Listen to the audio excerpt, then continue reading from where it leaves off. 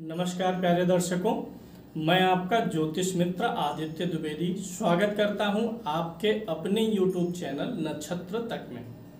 आज हम ज्योतिष के एक नए रोचक विषय वस्तु के बारे में सीखेंगे। उसके पहले आपको बता दें, अगर आप अपनी कुंडली का परामर्श चाहते हैं, अपने प्रश्नों के उत्तर चाहते हैं, समस्याओं का समाधान चाहते हैं, खराब ग्रह दशाओं के उपाय जानना चाहते हैं, कुंडली मिलान करवाना चाहते हैं या किसी शुभ मुहूर्त के बारे में जानकारी लेना चाहते हैं, तो आप हमारे नंबर पर हमें कॉल कर सकते हैं या व्हाट्सएप मैसेज कर सकते हैं। कॉल करने पर या मैसेज करने पर शुल्क आदि के बारे में आपको विवरण मिल जाएगा। नीचे नंबर दिया जा रहा है, आप उस नंबर पर 7800771770 पर संपर्क कर सकते हैं। चलिए शुरू करते हैं और कुछ रोचक नया सीखते हैं। आज हम आपको ग्रहों की कुछ अवस्थाओं के बारे में बताने वाले हैं। आप अपनी कुंडली खोल के रखिएगा और ग्रहों की अवस्था, यहाँ पे हम ग्रहों की बाल, वृद्ध और युवा अवस्था की बात नहीं करेंगे, बल्कि ग्रहों की कुंडली में पोजीशन के हिसाब से अवस्थाएं भी होती हैं। एक तो होता है अंशों के आधार पे, वह बाल, वृद्ध और युवा होता है, लेकिन पोजीशन के आधार पे ग्रहों की लज्जित, त्रिषित, क्षुधित, मोदित, गर्वित जो अवस्थाएं 6 प्रकार की अवस्थाएं हैं, क्षोभित आदि, उन अवस्थाओं के बारे में आज मैं आपको बताऊंगा। आपकी कुंडली में कौन सा ग्रह प्यासा है, कौन सा ग्रह भूखा है, कौन सा ग्रह गर्भ से सीना चौड़ा किए हुए है, कौन सा ग्रह लज्जित अवस्था में है, शर्मिंदित है। क्योंकि जिस ग्रह की जिस प्रकार की अवस्था होती है वो रिजल्ट भी उसी प्रकार का देता है। तो लग्न कुंडली में ही इन चीजों को देखेंगे। और सबसे पहले मैं आपको लज्जित अवस्था के बारे में बताऊंगा। ग्रह की लज्जित अवस्था क्या है, कुंडली में ऐसा कौन सा ग्रह है जो शर्मिंदित महसूस करता है, लज्जित है। वह जो है, जैसे आप देखते हैं कि कई जगह ऐसी होती है जहां हम जाते हैं तो हमें शर्म और संकोच होता है, छोटे बालकों में खास कर होता है। तो ऐसा कौन सा ग्रह कुंडली में है जो लज्जित है, जो शर्म कर रहा है। क्योंकि जब जिस प्रकार की अवस्था होगी तो जब ग्रह की दशा आएगी तो उसी प्रकार का रिजल्ट भी मिलेगा। यानी जो लज्जित ग्रह है वह कंफर्ट जोन में नहीं है। कहीं भी आप जाते हैं, अगर आपको वहां पर थोड़ी शर्म आ रही है, झिझक आ रही है, तो आप पूरा कंफर्ट नहीं फील कर पाते। तो लज्जित ग्रह कौन सा होता है, लग्न कुंडली का जो ये 5th हाउस है, जो 5वां घर है, 5वें घर में जो भी ग्रह बैठा होगा, आप अपनी कुंडली में देखिए इस 5th हाउस में कौन सा ग्रह बैठा हुआ है। सूर्य, चंद्रमा, मंगल, बुध, गुरु, शुक्र, शनि, राहु, केतु, जो भी ग्रह बैठा होगा उसे वह लज्जित अवस्था में आ सकता है, वह ग्रह लज्जित अवस्था की कैटेगरी में आएगा। 5वें घर में जो भी ग्रह बैठा हुआ है, अगर उसके साथ में नैसर्गिक रूप से अशुभ ग्रह बैठे, अशुभ ग्रह नैसर्गिक रूप से कौन कौन से हैं, क्रूर ग्रह कौन कौन से हैं, क्रूर और अशुभ एक ही होता है, सूर्य, मंगल, शनि, राहु और केतु, ये नैसर्गिक रूप से क्रूर ग्रह है।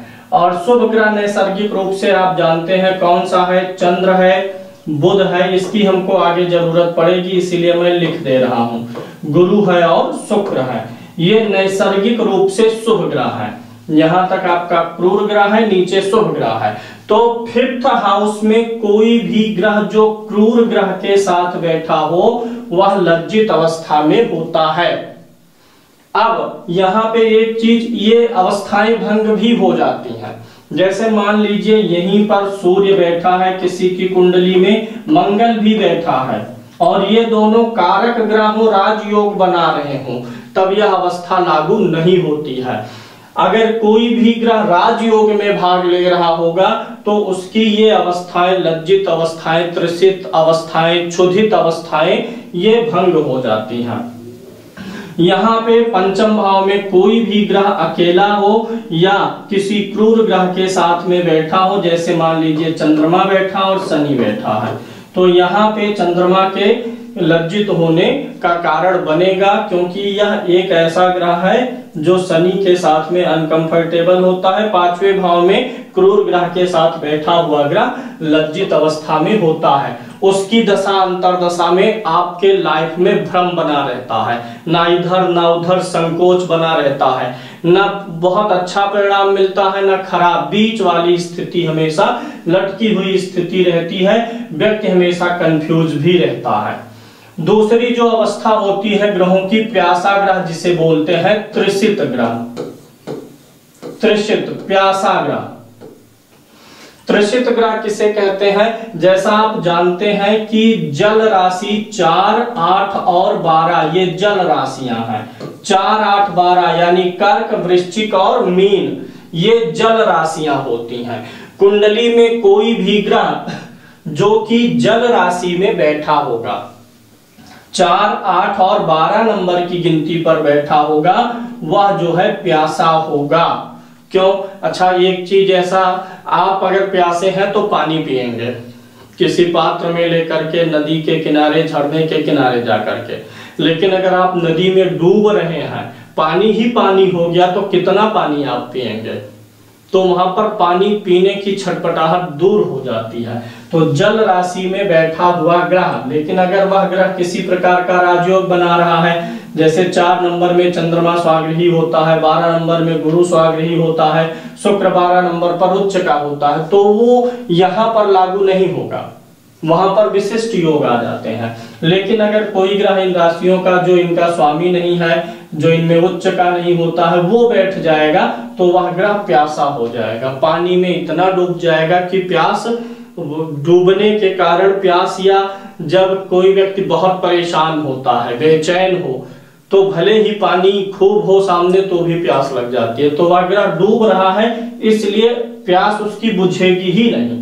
तो 4, 8, 12 में स्थित ग्रह त्रिशित ग्रह है। अब यहाँ पे एक विशेष नियम है, जो काल पुरुष की कुंडली हमारी होती है, काल पुरुष की कुंडली में यहाँ पर हमेशा 1 नंबर मेष राशि होती है, यहाँ 2, यहाँ 3, यहाँ पर 4। काल पुरुष के अनुसार जो चौथा भाव है ये जल का ही भाव है, ये जल भाव है, क्योंकि 4 नंबर यहाँ पड़ता है, 8 नंबर अष्टम में पड़ता है और 12 नंबर 12वें भाव में पड़ जाता है काल पुरुष की कुंडली के अनुसार। अब अगर किसी की कुंडली में कोई ग्रह जल राशि में बैठा हो और चतुर्थ भाव, अष्टम भाव या 12वें भाव में पड़ा हो, यानी ये 4, 8 और 12 की गिनती इन्हीं तीनों भावों में से किसी में हो, तब वह ग्रह तीक्ष्ण त्रिशित हो जाता है, तब उसका प्रभाव जीवन में दिखेगा। क्योंकि ना कि वह जल तत्व वाली राशियों में ही बैठा है, बल्कि जल तत्व वाले भावों में भी बैठा हुआ है। अब मान लीजिए अष्टम में है वृश्चिक और यहाँ चंद्रमा बैठ गया। अब चंद्रमा के लिए ये स्थिति बहुत अशुभ हो गई, क्योंकि एक तो ये जल का भाव भी हो गया, जल की राशि हो गई, ऊपर से चंद्रमा की ये नीच राशि भी है। तो ऐसे में व्यक्ति को घोर मानसिक कष्टों का सामना करना पड़ेगा। जो त्रिशित ग्रह होते हैं 4, 8, 12 नंबर की गिनती में, वे त्रिशित हैं। अगर वे 4, 8, 12 भाव में भी हो और इन्हीं राशियों पर भी हो, तो यह योग और भी प्रबल हो जाता है। ऐसे में व्यक्ति के जीवन में असंतुष्टि बनी रहती है और व्यक्ति के अंदर जीवन में उतावलापन रहता है। व्यक्ति हमेशा उतावलेपन में काम, जल्दी से कोई काम निपटाना चाहता है, जैसे वह कितना अधीर हो, कितनी जल्दी हो, कितना व्यस्त हो, और ऐसे में अपनी हानि कर लेता है। अगला जो योग होता है वह होता है क्षुधित। क्षुधा शब्द आपने सुना होगा, इसको भूख से जोड़ा जाता है। कुंडली में ऐसा ग्रह कौन सा है जो भूख की स्थिति में है, जिसे भूख लगी हुई है। एक तो लज्जित वाला आप जान गए, कौन शर्मा रहा है, कौन प्यासा है, और अब हम देखेंगे कौन सा ग्रह भूखा है। अगर आप अपने घर में हैं तो भोजन करेंगे, मित्र के घर में जाएंगे तो आपका सम्मान होगा, भोजन पानी मिलेगा। सबसे विकट स्थिति कहाँ होती है? जब आप अपने किसी शत्रु के घर में होते हैं, आपका वह विरोधी है और फिर किसी कारणवश उसके पास अगर जाना भी होता है तो बहुत ही मन मार के जाते हैं।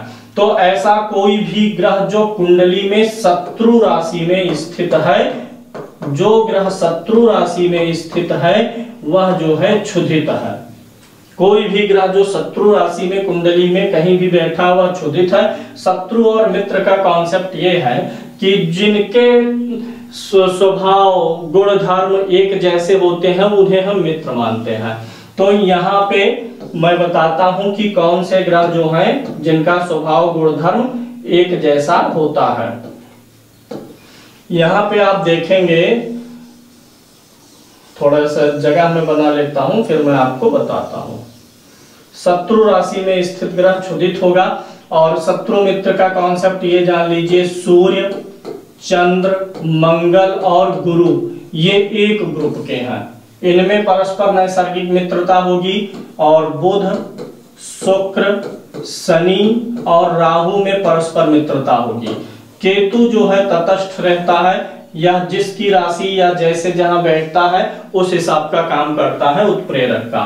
तो अगर बुध, शुक्र, शनि और राहु आपकी कुंडली में एक दूसरे के घर में हो और सूर्य, चंद्रमा, मंगल, गुरु एक दूसरे के घर में हो तो वो मित्र के घर में है। और मित्र के घर में जो ग्रह होता है उसे मुदित बोलते हैं। इसी समय इस टॉपिक को भी मैं कवर कर देता हूं। मुदित और क्षुधित दोनों चीजों को एक साथ ले लेते हैं। क्षुधित मतलब हो गया जो शत्रु के घर में है, मुदित मतलब जो मित्र के घर में है। सूर्य, चंद्रमा, मंगल, गुरु। सूर्य किस गिनती का स्वामी है? 5, चंद्रमा 4 और मंगल 1 8, गुरु 9 12।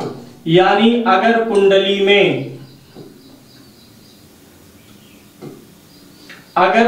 में सूर्य, चंद्रमा, मंगल और गुरु इन राशियों में होते हैं तो वे मित्र के घर में होते हैं। हालांकि नीच वगैरह छोड़ देना चाहिए। जैसे मंगल अगर 4 में होगा तो नीच का होगा, तब उसे यह ना समझिए कि वह मित्र के घर में है।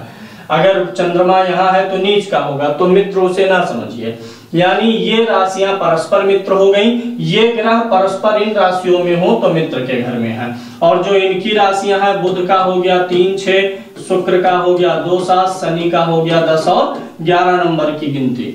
कन्या, मिथुन, कन्या, वृष, तुला, मकर और कुंभ, अगर ये ग्रह इन राशियों में हो परस्पर, बुध इनमें कहीं हो, शुक्र इनमें कहीं हो, ये नीच नहीं होना चाहिए, नीच वाली राशि में नहीं होना चाहिए, तो मित्र के घर में है। अब अगर ये सूर्य, चंद्रमा, मंगल, गुरु, ये जो पहला ग्रुप है, ये अगर इन राशियों में होगा तो शत्रु के घर में हो जाएगा, तब वह क्षुधित होगा। और जब बुध, शुक्र, शनि, राहु इन घरों में होंगे तो वे शत्रु के घर में होंगे, तो वे क्षुधित हो जाएंगे।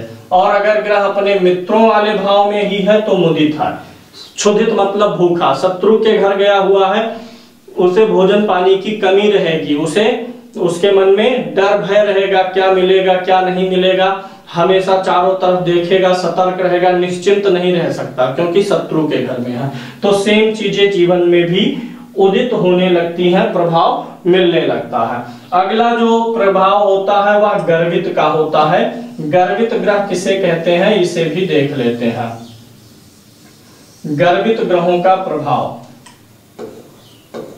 गर्वित नाम से ही स्पष्ट है कि गर्वित जिसका सर जो है उठा हुआ है, जो प्रसन्न है, जो एकदम कंफर्ट जोन में है, उसी को गर्वित बोलते हैं। कोई भी ग्रह जो कुंडली में उच्च राशि में हो, अपनी उच्च राशि में हो, मूल, त्रिकोण या स्वाग्रही हो, तो ऐसे ग्रह को गर्वित ग्रह बोलते हैं। इसमें भी एक कॉन्सेप्ट है, अभी आपको मैं समझा रहा हूं।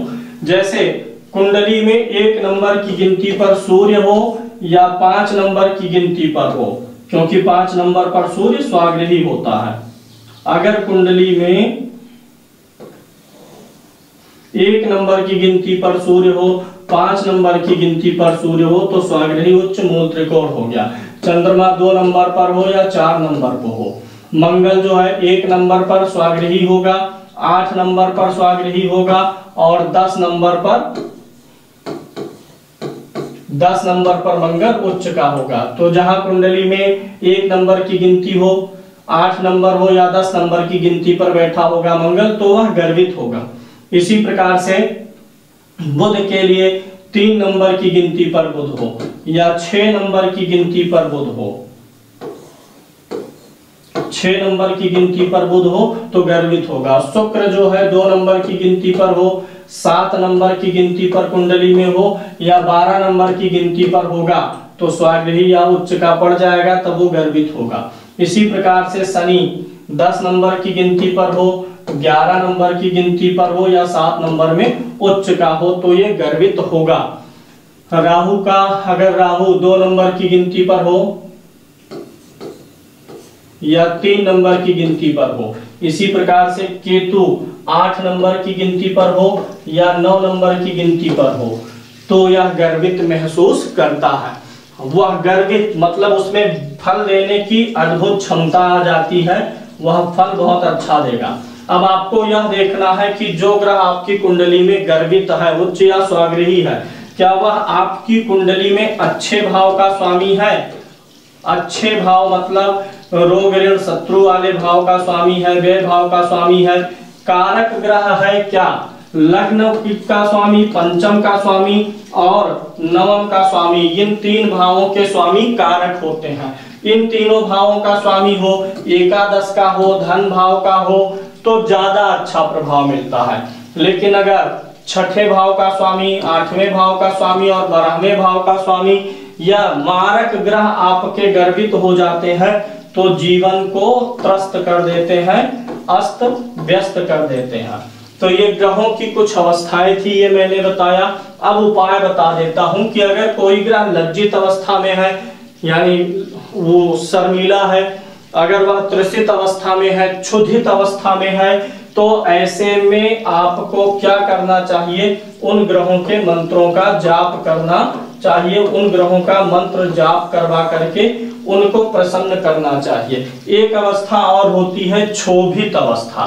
क्षोभित मतलब जैसे कोई व्यक्ति नाराज होके बैठा है, जैसे विवाह का दूल्हा सवेरे भोजन करने बैठता है तो मुंह फुला के बैठता है। थोड़ा पहले परंपरा थी, रिवाज था, अब है नहीं है, अभी भी गांव में है ऐसा रिवाज।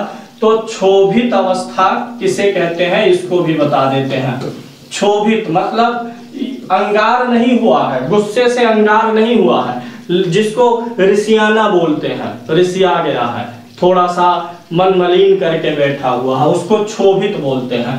कोई भी ग्रह जो कुंडली में सूर्य के साथ होगा, कोई भी ग्रह जो कुंडली में सूर्य के साथ होगा, वह चाहे अस्त हो सूर्य के साथ या अस्त ना हो तो वह क्षोभित अवस्था में आ जाता है। इसमें भी एक योग है, अगर जो ग्रह सूर्य के साथ बैठा है वह राजयोग बना रहा है तब यह योग लागू नहीं होगा। जैसे किसी कुंडली में मान लीजिए सूर्य लग्न का स्वामी हो, पंचम का स्वामी हो और नवम का स्वामी हो, अगर इन त्रिकोण के स्वामियों के साथ में केंद्र स्थान का कोई स्वामी बैठ जाता है तो राजयोग होता है। तो अगर सूर्य के साथ बैठा हुआ ग्रह राजयोग बनाएगा तो ऐसे में यह क्षोभित योग लागू नहीं होगा। बहुत सारी कुंडलियों में बुधादित्य योग होता है, सूर्य और बुध एक साथ होते हैं, लोग पूछते भी हैं। तो जब सूर्य के साथ बैठ करके बुध अस्त हो जाएगा तो क्षोभित योग बनेगा, और जब सूर्य के साथ बुध बैठ करके अस्त नहीं होगा तभी बुधादित्य योग बनेगा। तो क्षोभित ग्रह जो है वह नाराज होता है। अगर वह कारक ग्रह है लज्जित, त्रसित, क्षुधित, शोभित, मुदित और गर्वित ग्रहों में कोई ग्रह आपका कारक है तो उसका आप स्टोन पहन के उसे ठीक कर सकते हैं। लेकिन अगर वह कारक नहीं है तो उसके मंत्रों का जाप करवा के आपको हवन करवा देना चाहिए। उम्मीद है आपको विषय वस्तु समझ में आ गया होगा। फिर मिलेंगे अगले कार्यक्रम में। नमस्कार।